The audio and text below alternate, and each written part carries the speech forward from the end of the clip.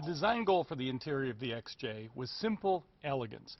Not over-adornment, not too much ornamentation, just beautiful basic luxury like you'd find on a fine quality lady's handbag. One of the things that says simple elegance more than many is the great use of leather inside the car. In fact, more leather than any Jaguar ever made. Where many of our competitors would charge extra as part of a package for things like a leather dash, that's standard equipment on every XJ. And there's leather in seating, leather on the doors, leather throughout the car. A second area that provides a simple elegance is the use of wood in the vehicle. Now, this is not wood like we would typically have, though there's more wood in this car than any Jaguar the last 30 years. But it's not decorative or just applied. It's actually visually part of the structure of the car. You're surrounded by the wood, which comes from the back door through the front doors and wraps all the way to a center point up front. That center point is highlighted by a badge in this car that says Jaguar. It's called the intaglio. Customizable at the customer's discretion, and that customization is included in the cost, of course, of a Super Sport, where everything is standard equipment. The dash in the car has been lowered by a couple of inches to open up the car visually and give a feeling of spaciousness, where the driver still has a nice tight feeling of being in a cockpit of the vehicle, fully in control of their car. A centerpiece to the interior of the vehicle is called iTech, for intuitive technology, making the technology simple and accessible to the customer while expanding the experience of owning and operating the car. Primary component of iTech is the virtual instrument panel, which our designers have been able to cause to change to display to the customer what they need to see right now, the most important feature. Normally tach, speedometer, and temperature and fuel gauge, but if we need to give them an error message, the tachometer goes away. They get the error message in full scale so that it's much easier to understand. The second part of intuitive technology is this touch screen, new high-definition 8-inch touch screen that does things obviously like climate control, controls the audio systems, the navigation shows up, the backup camera would display on the touch screen. I'll touch briefly on the audio systems here. There are two. The entry-level audio system standard on XJ and XJL is 600 watts, 14 speakers. An absolutely awesome audio system. Includes a single slot CD or DVD player, because a single slot is all we need. Given that the navigation system is hard drive based instead of DVD based, we have space on the hard drive also for recording music. So the customer can record 8 or 10 CDs into the car, replacing the need for a changer. Also standard on the audio systems is hybrid digital radio, which allows radio stations to broadcast multiple audio channels on the same frequency. So on 89.5 you might have HD 1, 2, 3, sometimes even 4 HD stations broadcasting on the same channel. That hybrid digital radio gives AM radio the sound quality of FM and gives FM radio the sound quality of CDs. Best thing about hybrid digital radio? No subscription cost. When the car has it, and all of our cars have hybrid digital radio, all the XJs, it's free to the owner to listen to hybrid digital stations. Also included is Sirius satellite radio, and of course we're familiar with Sirius satellite. The difference is Sirius satellite radio has a subscription fee, but once you're tuned to a Sirius satellite station, you can drive hundreds and hundreds of miles without ever changing the station because of the satellite side for the audio system. So those are all standard, as is in the armrest a media hub. Media hub allows a USB port for iPod, so someone who has an iPod uses the same cable they use to plug into their computer to plug into the media hub.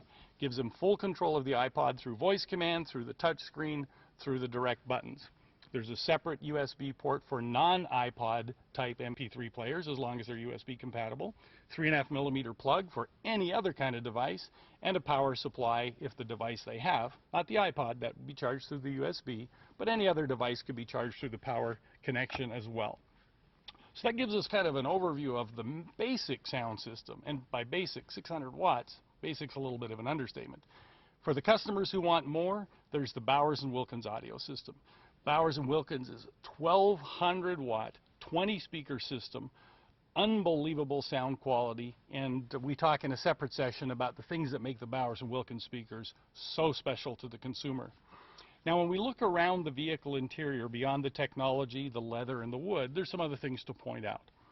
Many of you know on the Concept XF there was even more use of the beautiful phosphor blue backlighting than in the XF itself. So some of that's been added to the XJ. There's some lighting from the ceiling of the vehicle that bathes the center console in a soft blue glow. The door pockets, called panniers, a French term that the British use for basket, those light up in phosphor blue as well, giving a really nice soft glow to the car when everything outside is dark and everything inside the car is just in that soft phosphor blue. When you look at the vents, lots of us would not have been surprised if the XJ had similar vents to XF, the ones that rotate into position, which is a very appropriate touch for XF. But in fact, the designers decided to do something a little more luxurious in the XJ, and so we have these round vents that are actually designed to mirror the shape of an exhaust tip on a fighter jet. Gives a very sporty, but a very luxurious appearance to the vehicle as well. Of course, new for XJ for 2011 is the addition of the Jaguar Drive Selector. Now, you're very familiar with that from XF 2 years ago, and of course XK in the 2010 model year, so that's been added in addition. If the car is equipped with rear seat entertainment, the rear seat entertainment would display, of course, on the 2 high-definition monitors built into the headrests. At rest, when the car is in park, a DVD placed into the slot would play on the 8-inch touchscreen and on the rear entertainment. However, once the car is taken out of park to be driven, the rear entertainment will show, but the touchscreen will not, for safety purposes, of course.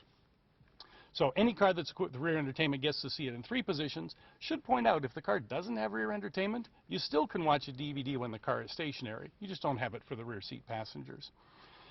The rear entertainment system has 2 unique technologies I'll just cover really quickly. Whitefire headphones that give wireless ability for 2 people to listen to different sound channels in the back seat. So one person could be listening to the audio track for the movie, the other person could be listening to recorded CDs in the computer hard drive, or they could be listening to their own music they've plugged into a USB port also. I want to point out some of the things different between the standard wheelbase and the long wheelbase versions of the vehicle. Keeping in mind there are 3 powertrains, XJ, XJ Supercharged, XJ Super Sport. Each is available in standard and long wheelbase. When you go to the long wheelbase version of the vehicle, 4 things are added to the car. Number 1, the car is 5 inches longer, and all of that additional length is in the rear seat for legroom. Number 2, there are business trays that fold down from the back seats so that people working in the back would have a place to write, or for the children to put their iPod while they're playing, or their games, or whatever they choose to do in the back. Third thing, from the ceiling, lighted vanity mirrors come down so that rear seat occupants can adjust makeup, do things you would want to do with a vanity mirror. And the 4th component is shades. Now, I don't have them on the front doors, but on the rear doors there are shades that can be pulled up to shade the occupants in the back of the vehicle also. So those things all come as part of the long wheelbase package. I'd like to summarize the basic luxury of the car and then tell you about something very exciting called the luxury package. Now, when I talk about basic things, these are not minimal. When we talk about the leather, I mentioned already the dash, soft grain on the doors, soft grain on the seats. XF starts with bond grain leather. XJ goes to a softer leather right away as base equipment. So that's standard equipment on all the cars. Steering wheel is heated as standard equipment. It's nice to have the heated steering wheel on a chilly morning for sure. We also have standard something called Jaguar Sense in the car. Jaguar Sense allows us, without even touching, just by getting close, to open things like the glove box without a touch. Turn on the overhead lights with just getting close. Now, most times people would reach up and touch a light, but in fact, as long as you're reaching into the area, you're going to get your interior lights on. So that eliminates fumbling in the dark for the switches for the interior lights. Those are wonderful features. Separate from those features, we also have standard 16-way driver adjustable seat on this side, 12-way adjustable seat on the passenger side. Both front seats are heated, active seats, heated and cooled. So on the winter days, of course, we want to warm up the seat. On the warmest summer days, we want to chill down that seat. And the rear seats are heated, standard as well. We have a 2-zone climate control system that is standard on the vehicle, so the driver's side and the passenger side can be maintained at different temperatures. Now, when you go beyond the XJ